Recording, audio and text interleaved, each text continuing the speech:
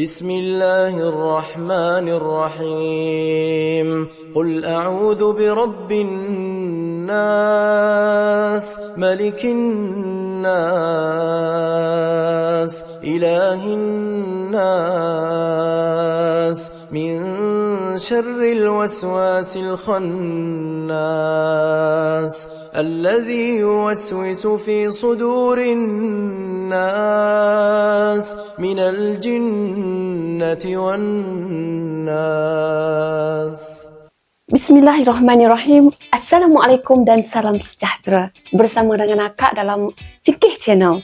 Hari ini Akak akan menceritakan tentang pengalaman seram seorang anggota Komando Regimen Gerak Khas. Kalau sebelum ni Akak ceritakan tentang polis, hari ini Akak akan ceritakan tentang komando pula. Apa yang Akak ingin sampaikan? Jom bersama dengan Akak. Sebelum tu Akak doakan agar kita semua dipermudahkan segala urusan, dilimpah ruahkan rezeki dan diberikan kesihatan yang baik insya-Allah. Amin ya rabbal alamin.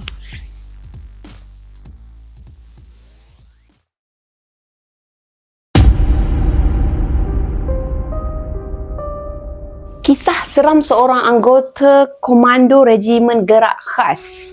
Ini mengenai kisah seorang tentera. Tentera tersebut dikenali sebagai Arsyad dan rasanya lebih mesra sekiranya dipanggil dengan nama Komando Arsyad.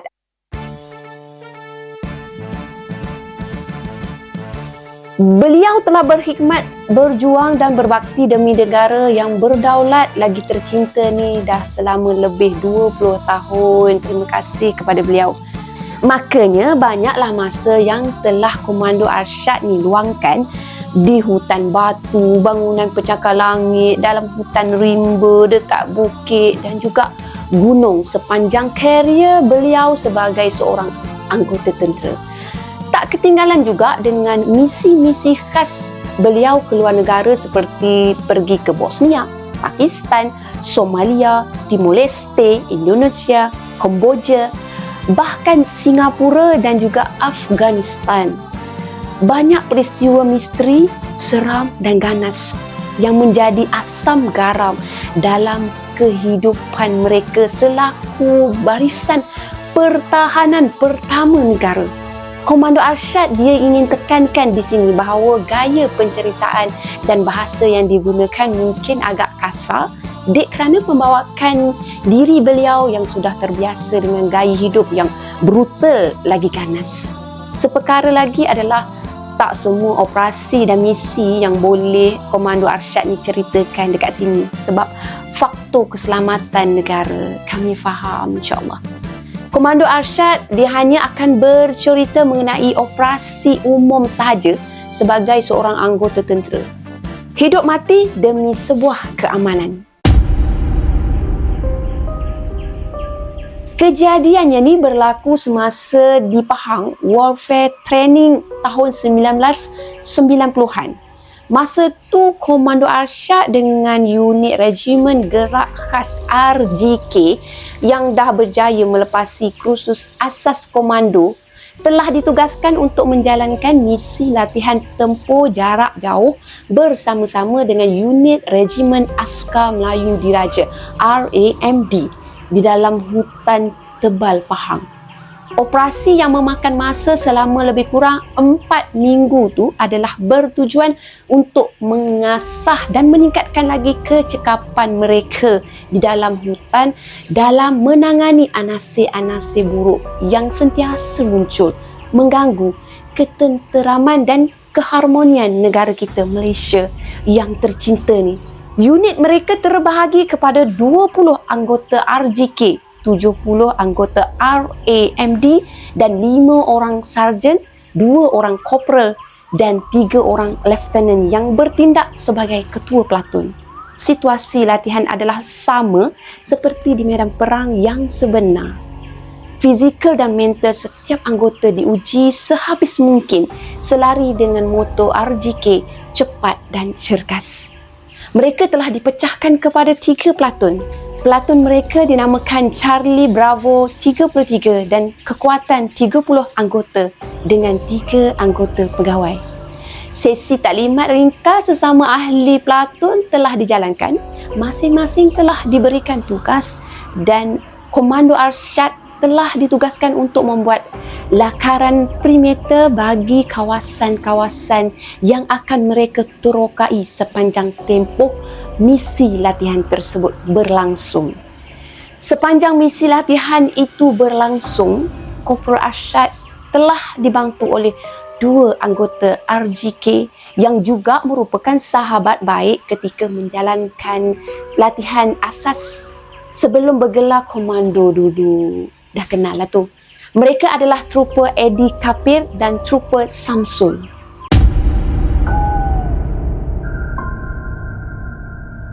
Tepat jam 8 malam, mereka bertiga mula bergerak keluar dari kawasan kamp untuk melakukan scouting dan tracking bagi memudahkan pergerakan platoon mereka pada keesokan harinya.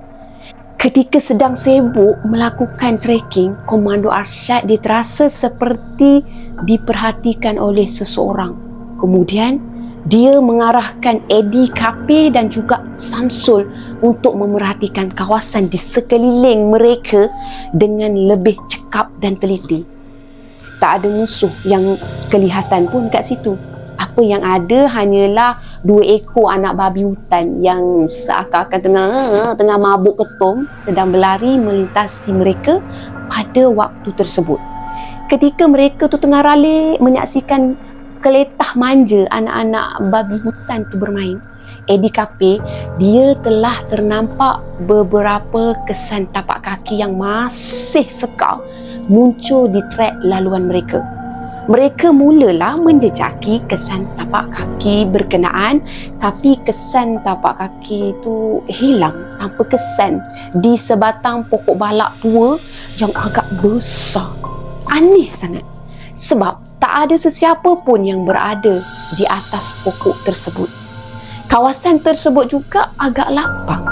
Tak ada kesan pencemaran ataupun sebarang tinggalan bukti untuk mensahihkan bahawa kawasan tersebut pernah dijejaki oleh manusia. Oleh kerana waktu dah pun menginjak ke jam 11 malam, mereka bertiga terpaksalah balik semula ke kamp untuk melaporkan dan menyerahkan laporan kepada ketua platoon mereka iaitu Lieutenant Huzairi.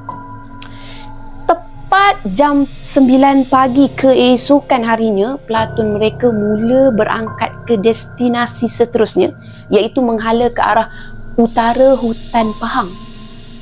Komando Arsyad dia tercium tahu aroma bau masakan seakan-akan bau macam ikan panggang serta juga masakan macam gulai daging macam tu. Gulai daging kawah di setiap trek laluan tersebut. Jadi, Komando Arsyad dia merasakan mungkin musuh sedang berada di kawasan berdekatan dengan laluan mereka pada waktu tu. Jadi, Komando Arsyad dia pun panggillah Eddie Kapir dan juga Samsul untuk bertanyakan tentang bau masakan tersebut. Tapi, mereka berdua menafikan sekeras-kerasnya akan perihal bauan yang sedap tu. Hidung Komando Arsyad ni makin lama dia makin kuat mencium bau masakan tersebut. Jadi Komando Arsyad dia menghampiri Lieutenant Huzairi. Lepas tu dia memaklumkanlah tentang bauan tu kepada Komando Huzairi. Tuan, saya tercium bau orang masak gulai lah tuan. Saya rasa kita dah dekat dengan kawasan musuh. Jelas Komando Arsyad kepada pegawai dia sambil memerhatikan seluruh kawasan laluan mereka dengan teliti. Seteliti mungkin tau. Kau ni Scott, aku tahulah yang perut kita semua ni kosong. Sampai ke situ imajinasi kau. Itu perasaan kau je. Jawab pegawai dia selamba. Back into your position Scott. Arahan yang cukup pendek tapi tegas daripada pegawai dia. Komando Arsyad dia mengiyakan sahaja kata-kata pegawai dia tu. Mungkinlah ada betulnya sebab dari sudut sains reseptor rasa akan mudah terangsang apabila salah satu komponen penting tubuh badan berada dalam keadaan yang tak sempurna ataupun tak berfungsi dengan baik. Okeylah. Jadi Komando Arsyad dia mengandaikan bahawa dia mungkin dah dipermainkan oleh fikiran dia sendiri. Mungkin Komando Arsyad ni sendiri rasa macam tu, bau macam tu sebab dia dah terlalu lapar dan juga dalam keadaan keletihan. Bau-bauan tersebut hilang tau apabila mereka semua berehat seketika di sebuah lagun kecil di kawasan laluan trek tersebut. Perjalanan kemudian diteruskan semula sebab mereka semua harus tiba di lokasi seterusnya sebelum malam menjengah. Jadi mereka semua tiba di lokasi yang ditetapkan. Masa tu hari dah pun lewat petang. Lokasi baru camp didirikan. Lalu Komando Arsyad ni dia memasang pangking tidur dia bersebelahan dengan Samsul, bersebelahan dengan ADKP. Lokasi kawasan istirahat mereka agak terlindung daripada anggota-anggota lain. Oleh kerana mereka ni begitu lapar, jadi mereka mula memasak pack ration bersama-sama. Sedang mereka khusyuk berbual dan memasak, Komando Arsyad ternampak seekor ular tedung selar tau, berwarna hitam yang panjang dia lebih kurang 15 kaki sedang berdiri menegak betul-betul di hadapan mereka. Daripada pengalaman yang lepas, Komando Arsyad tahu bahawa ular tersebut berada di dalam posisi menyerang. Sebarang pergerakan ataupun getaran kecil mampu menyebabkan nyawa mereka melayang dalam tempoh masa yang singkat sahaja. Ilmu yang ditimba ketika dalam proses latihan yang dahulu mula dipraktikkan. Mereka bertiga mendiamkan diri, tak bergerak daripada posisi walaupun seinci. Bertenang serta berdoa kepada Allah supaya ular tu cepat beredar daripada situ dengan secepat mungkin. Lebih kurang 18 minit, 20 minit macam tu lah. Selepas tu ular tu perlahan-lahan merendahkan kepala dia lalu menyusup mendekati berhampiran dengan mereka. Bunyi desiran dia tahu jelas sangat. Ditambah pula dengan saiz badan ular tu yang sebesar pangkal betis orang dewasa, cukup menggerunkan. Komando Arsyad berada di dalam posisi bercanggung. Masa tu bercanggung, betul lah kan, bercanggung. Samsul pula berada di dalam posisi berdiri, manakala ADKP pula dalam posisi bongkok. Dah lebih setengah jam dah mereka terpaksa menahan lenguh sebab berada dalam posisi-posisi masing-masing tu. Maunya tak lenguh lama kot. Ular tu mula melingkar membelit kaki Samsul. Muka Samsul merah padam sebab dia ketakutan tau. Belitannya tu begitu kuat. Badan ular tu kembali berdiri menegak, manakala kepala ular tu dikembangkan betul-betul berhadapan dengan muka Samsul. Komando Arsyad dia tengok kaki Samsul dah terketar-ketar akibat menahan kesakitan. Sebelum berlakunya kejadian yang lebih buruk, Komando Arsyad dia merancang untuk membunuh sahaja ular tersebut. Tapi ada risiko dia. Dia tak kira tanpa sebarang prejudis dia perlu juga bunuh ular tu. Pisau Rambo yang terselit dekat sisi kiri pinggang dia dikeluarkan dari sarung pisau tu secara perlahan-lahan dan cermat. Komando Arsyad dia menarik nafas sedalam-dalamnya. Dia berdiri, lepas tu dia berjalan dengan perlahan-lahan menghampiri Samsul. Tangan kiri dia yang menggenggam pisau tu dia angkat separas dada, tak tinggi mana pun. Entah macam manalah ular tu dapat menghidu rancangan dia tu. Kepala ular tu tiba-tiba sahaja berpusing ke belakang. Sekarang ia dah menghadap ke arah muka Komando Arsyad pula. Kepala ular tu kembang kecut sambil lidah dia terjelir-jelir hampir menyentuh tubuh Komando Arsyad. Kulit dia lah. Jaraknya dengan diri Komando Arsyad hanya dalam sekitar 2 inci sahaja. Perancangan Komando Arsyad dah gagal. Jadi Komando Arsyad sudah berada di ambang maut. Komando Arsyad dia hanya mampu mengucap 2 kalimah syahadah. Di samping masa tu dia berdoa dalam hati supaya ya Allah selamatkanlah aku, ya Allah selamatkanlah aku dari serangan ular tu. Darah pekat berwarna merah gelap memercik mengenai seluruh wajah Komando Arsyad. Ular tu dah maut dah akibat terkena sedas tembakan yang dilepaskan dari salah seorang pegawai RAMD yang kebetulan melalui kawasan rehat mereka tu, iaitu Sarjan Ali. Alhamdulillah, Komando Arsyad dah nak arwah dah tadi. Syukur sangat-sangat. Spontanlah dia memberi reaksi berkenaan. Bau darah ular tu memang sangat hamis dan bau dia sangat kuat lah. Terima kasih Jen. Kalau Sarjan tak ada tadi, rasanya saya dah arwah kot. Headshot tu Jen. Salute lah. Dan terima kasih Jen. Yang hampa bertiga bahalul sangat. Duk lepak jauh-jauh pasal apa? Nasib baik aku lalu kat sini. Kalau aku tak mai sampai kesudah lah hampa duk lagu tu sampai kesudah. Silap hari bulan mampuih kena patuk. Bukan mampuih sebab peluru. Hampa ni lah. Kata Sarjan Ali panjang lebar lah dalam lorat pekat. Kedah hanya tu. Kejadian tersebut cukup menginsafkan mereka. Apa yang penting adalah mereka sepatutnya berada berdekatan dengan anggota yang lain, bukannya menjauhkan diri semata-mata inginkan privasi. Bergerak dalam satu pasukan, melindungi satu pasukan, dan yang paling penting, jangan pentingkan diri sendiri. Ambil iktibarlah kita bersama ya.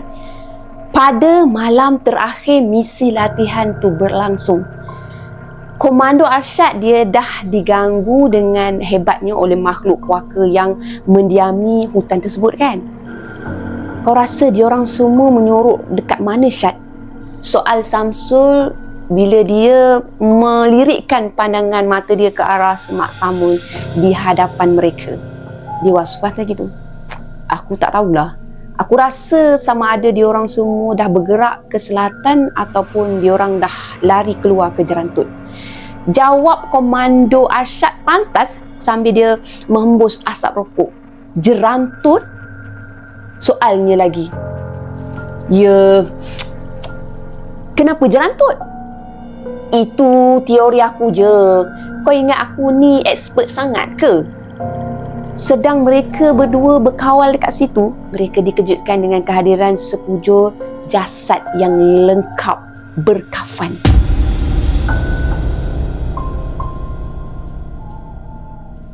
Muncul berdiri di hadapan mereka. Makhluk tu bergelar hantu pocong. Pada mulanya, Komando Arsyad menyangkakan bahawa mungkin ia adalah sebahagian daripada mod latihan ketenteraan di mana tentera terlatih dihantar untuk melakukan risikan dalam bentuk penyamaran di samping bertujuan untuk melemahkan semangat mereka. Tapi setelah diperhatikan dengan teliti, Komando Arsyad dia cukup yakin bahawa itu bukanlah seorang manusia. Ia sememangnya seekor hantu pocong. Mana mungkin seorang manusia boleh berdiri di dalam keadaan terapung tanpa berpijak pada tanah?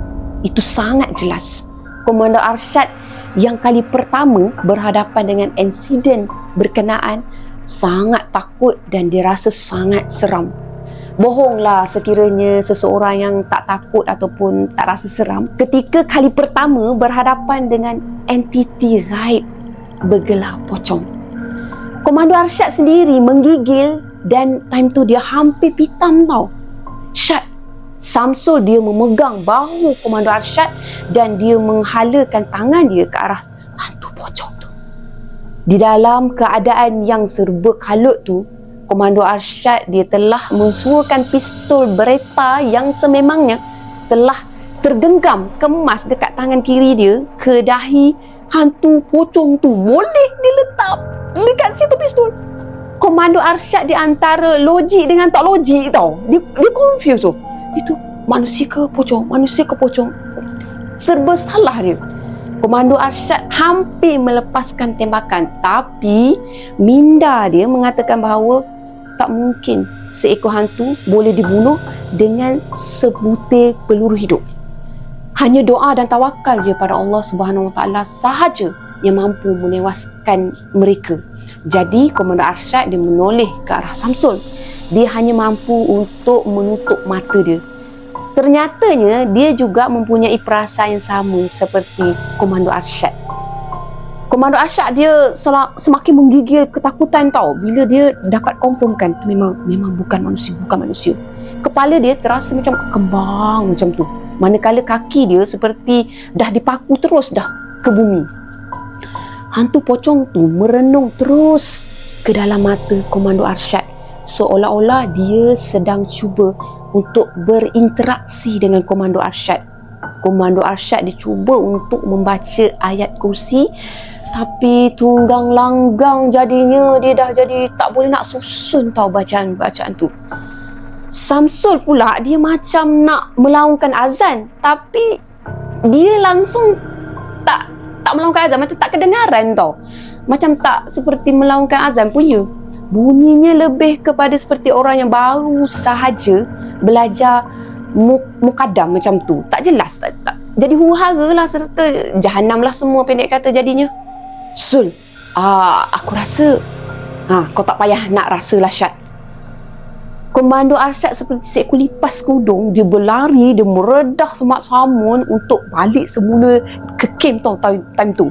Apa yang dia fikirkan ketika tu adalah untuk sampai ke camp dengan selamat. Sesampainya dia dekat camp, Komando Arsyad ni dia hanya diamkan diri dan dia menyertai beberapa anggota lain yang sedang bersembang di hadapan unggun api. Komando Arsyad dia tak dapat nak melupakan kejadian ngeri yang dia dah lalui tadi. Mata dia pucat lesi seperti mayat akibat dia terlalu ketakutan. Komando Arsyad dia hanya berzikir, lepas tu dia berdoa semoga dah tak diganggu lagi dah oleh hantu pocong yang dia nampak tadi. Syad, Samsul mana? ADKP dia datang, dia tepukkan Komando Arsyad dari belakang secara mengejut dan dia bertanyalah soalan tu masa Komando Arsyad tu sedang ralik berzikir tau. Tukumat kamit berzikir. Pada detik tu Komando Arsyad dia baru teringatkan akan sahabat dia Samsul. Lah, dia lagi sorang-sorang ke? Terasa bersalah dan juga dia rasa macam bodoh lah sebab dia lari tinggalkan kawan dia tu dekat situ bersendirian. Jadi Komando Arsyad ni dia mencari-carilah kelibat Samsul di kawasan kamp mereka tu. Lepas tu Komando Arsyad dia mengesyaki mungkinlah kawan dia masih berada di lokasi yang ditinggalkan tadi. Mereka terjumpa hantu pocong kat situ kan. Komando Arsyad dia tak menceritakan kepada kawan dia yang seorang lagi ni ataupun sesiapa pun tentang gangguan tersebut sebab dia bimbang ditertawakan dan digelarkan penakut oleh seluruh penghuni dekat kamp tersebut. Jadi Komando Arsyad dia ajaklah ADKP tu untuk temankan dia ke lokasi yang ditinggalkan tadi. Semula dia tak berani dah seorang-seorang. Baru je mereka tu nak melangkah keluar dari kawasan kamp, Samsul pula berjalan masuk dengan selamba seolah-olah gangguan tadi tak memberikan sebarang impak ketakutan pun pada diri Samsul tu. Samsul hanya mendiamkan diri tanpa bertegur siapa pun dengan mereka, lalu terus menuju ke kawasan rehat dia. Senondong aja gedek-gedek ngongek-ngongek jalan. Mungkinlah dia merajuk kot sebab Komando Arsyad ni dah tinggalkan dia berseorangan dekat tempat tadi. Tak berapa lama kemudian, mata Komando Arsyad ni dia terasa macam berat sangat. Bahu dia rasa macam lenguh sangat. Kemudian, dia pun mengambil keputusan untuk tidur. Dia nak rehat. Komando Arsyad dia masa tu dia tengoklah Samsul sedang nyenyak tidur di atas pangking yang dah dibina bersebelahan dengan pangking Komando Arsyad tu.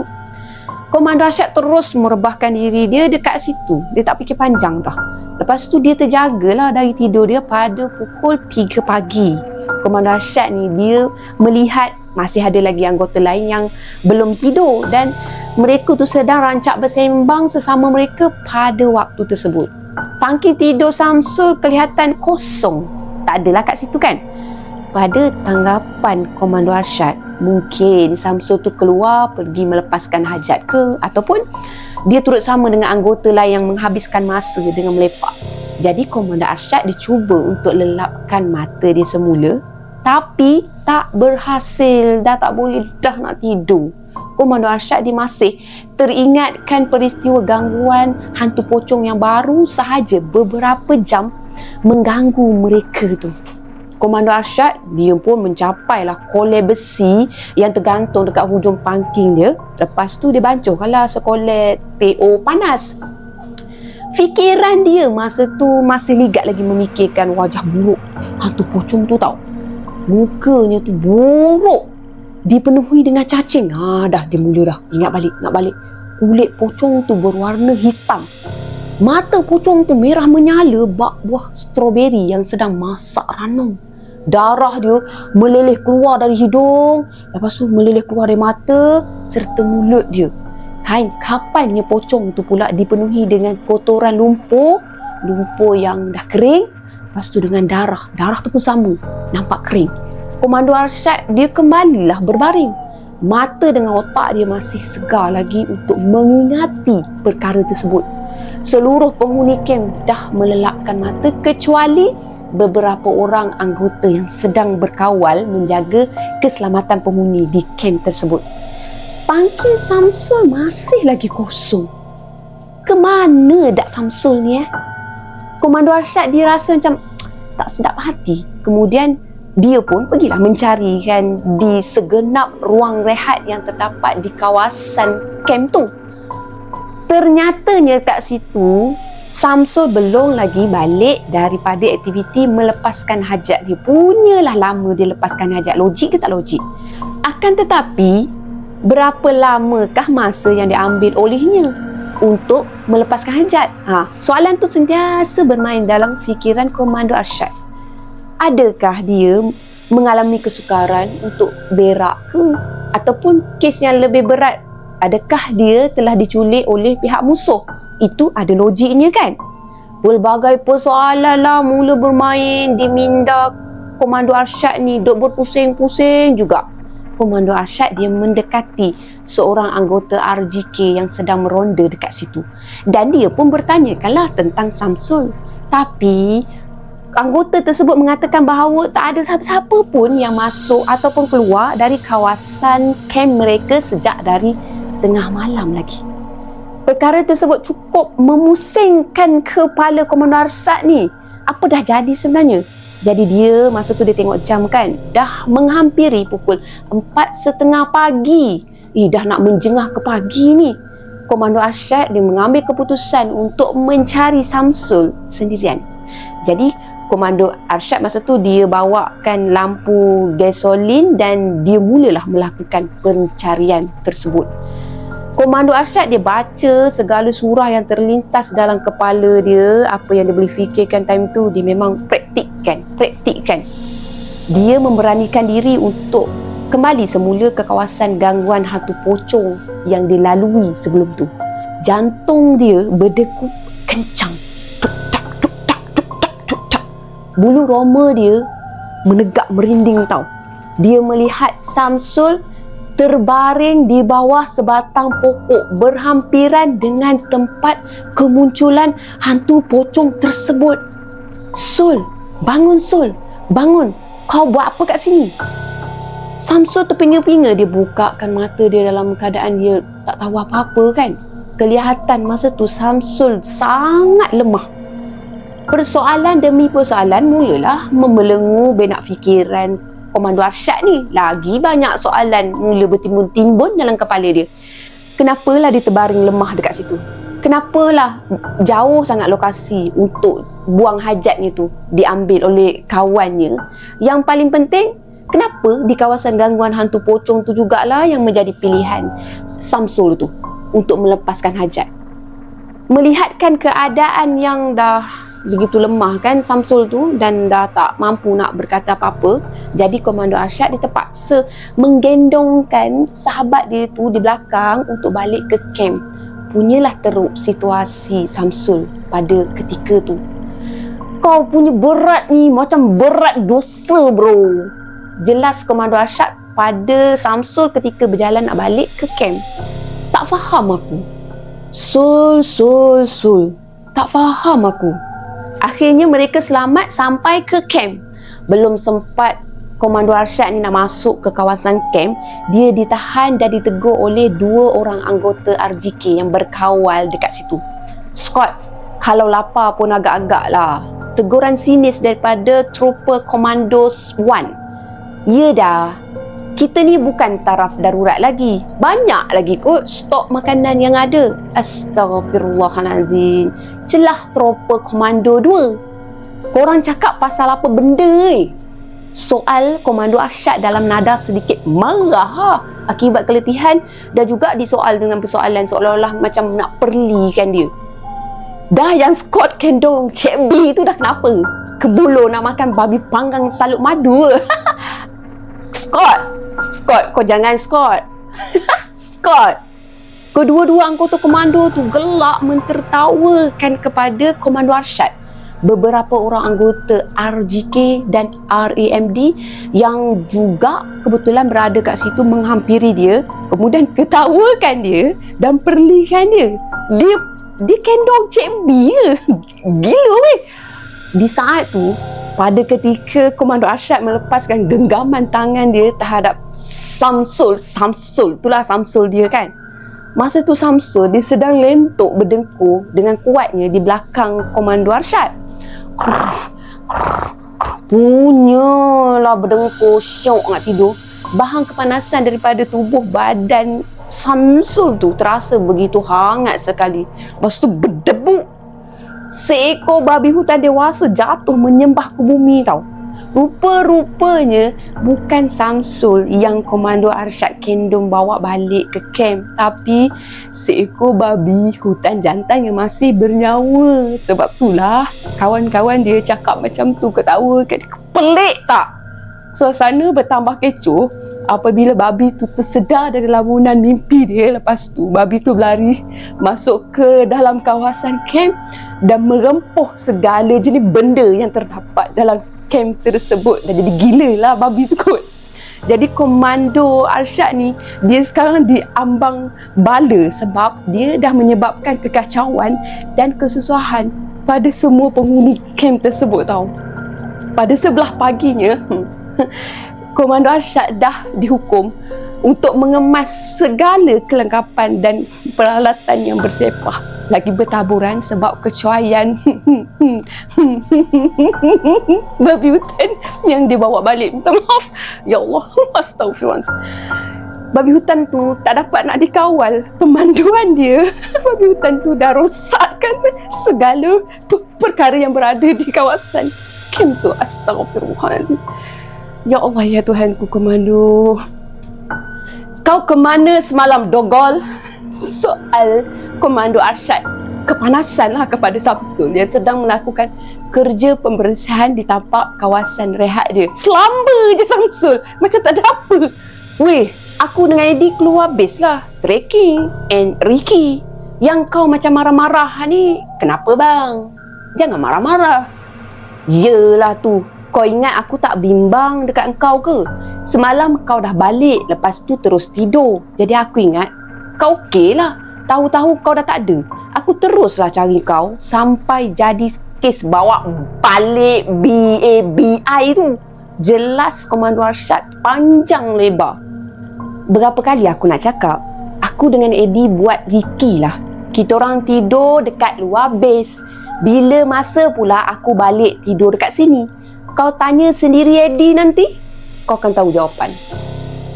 Habis tu, yang pocong tu, kau dengan aku? Soal Komando Arsyad yang mula panik dan hampir terkena serangan jantung. Aku dengan kau apa? Pocong apa pula ni? Kau kena Cik Hussein ke bang?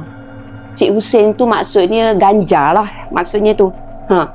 Allahu Akbar. Barulah aku tahu bahawa sebenarnya hanya aku seorang sahaja yang menjadi mangsa gangguan tersebut. Oh my God. Lieutenant Huzairi dia mengesahkan bahawa memang ADKP dengan Samsul ditugaskan untuk membuat pemantauan dan risikan bersama-sama. Persoalannya yang membelenggu jiwa Komando Arsyad masa tu ialah siapa sebenarnya Samsul yang temankan dia berkawal dan bersama-sama diganggu oleh Abang Chong tu. Siapa pula sebenarnya ADKP yang tegur dia, lepas tu tanyakan dia tentang kehilangan Samsul ketika tu? Ingat tak? Siapa pula sebenarnya Samsul yang dah balik ke camp, yang dah tidur bersebelahan dengan dia ketika tu. Ingat tak? Bagaimana pula aku ni mampu untuk angkat dan untuk kendongkan seekor BABI hutan dewasa dengan selambanya dekat belakang aku tanpa diserang oleh babi hutan tu. Itu lagi tak logik. Adakah babi tu sememangnya tidur mati ke, ataupun dia berpura-pura tidur untuk merasai suasana romantiknya dikendong oleh seorang manusia? Amboi, romantik. Permainan jin dengan iblis ni sejujurnya ia sangat licik. Mereka boleh merubah bentuk dalam sekelip mata sahaja. Kisah seram ini adalah salah satu daripada 1001 peristiwa seram yang pernah hadir dalam hidup Komando Arsyad. Macam itulah, sekian untuk kisah pada kali ini.